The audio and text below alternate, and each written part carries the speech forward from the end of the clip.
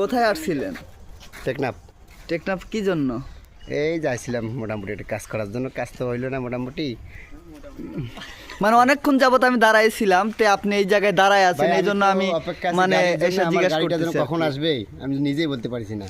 এমন গাড়ির টিকিট কাটছি, কখন তো আসবে গাড়ি কোনো টাইম নেই। একটু আগে না বললেন যে চিলিপাড়ে আসতেছেন? আমি চিলিপাড়ে আসতেছি, সেই গাড়ি তো না আসলে আমি বুঝতে পারবো না কোন চিলিপাড় কি, না ট্রাক না বাস, সেটা তো আমি কিছুই বুঝতে পারছি না। কিরকম ইনকাম করলেন কিরকম এখানে? মোটামুটি ভালো, কিন্তু এখন তো আটানা পয়সা পাই নাই ভাই। ও ভাই, তাহলে কি হইলো? এটা কোনো কথা বললেন কথা আপনি? ভাই, আমি আজ প্রায় 3 মাস পর বাড়ি যাব। আমার বাড়ির পরিবার করবে না, টাকা পয়সা নিয়ে আসতেছে। ইস, আসলে অনেক কষ্টদায়ক ঈদের সামনে। ভাই কি করবো আমি বুঝেন নাই, এমন অভাবে আছি আমি একজন জুতা খেতে পারি। দেখেন আমার জুতা টাকা নাই, দেখেন ইস আমি স্ট্রং জমি বাড়ি। ভাই আমি বড় অভাবী ভাই, এই দেখেন আমার জামা কাপড় কিছু নাই। সবাই তো দেখতেছি পরিস্থিতি এত।